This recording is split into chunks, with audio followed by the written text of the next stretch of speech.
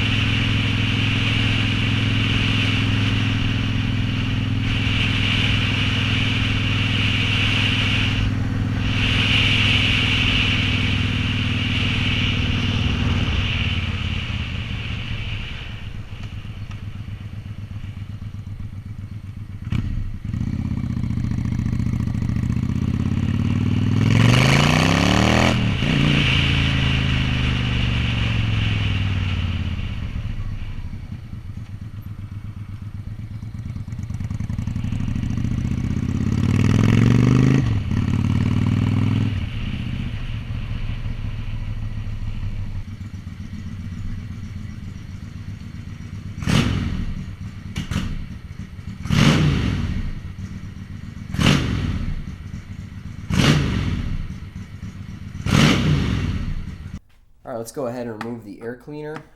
It's a 5mm bolt here.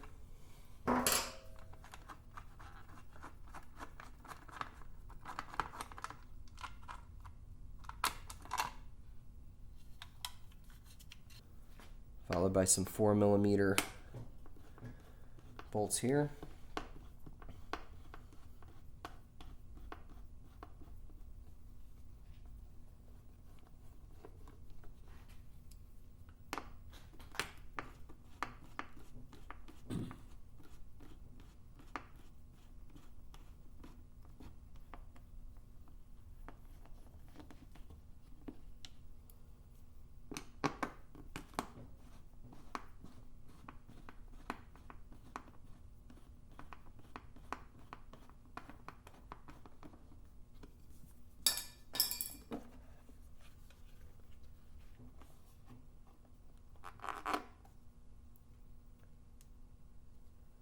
Move the air filter.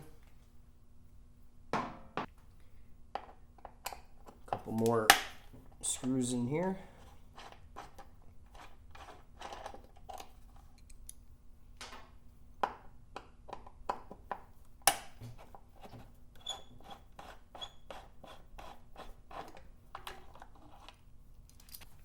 And right over here is a Phillips screw. Probably should do this with the tank off, but it looks like I can just sneak it right in here. Okay, so that just pops right off, and there's a tube right here that we're gonna have to pull off. So I'll just sneak my fingers back here, pull that off, and that's pretty much it. And it looks like there's a clamp right here for the carb. I totally didn't know about that, but we'll make sure we'll loosen it before we put it back on. All right, let's pull the tank bolt off. It's a 12mm.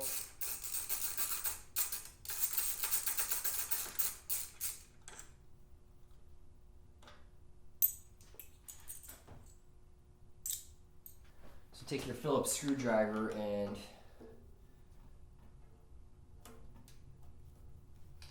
unscrew this petcock switch, so that whole thing just comes right off. So lift the tank up slightly,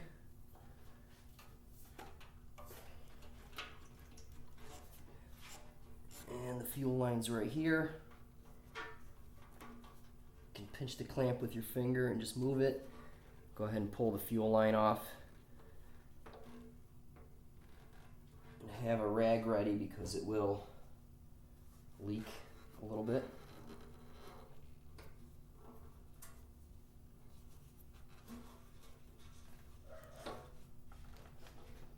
All right, hopefully there's no other vent lines,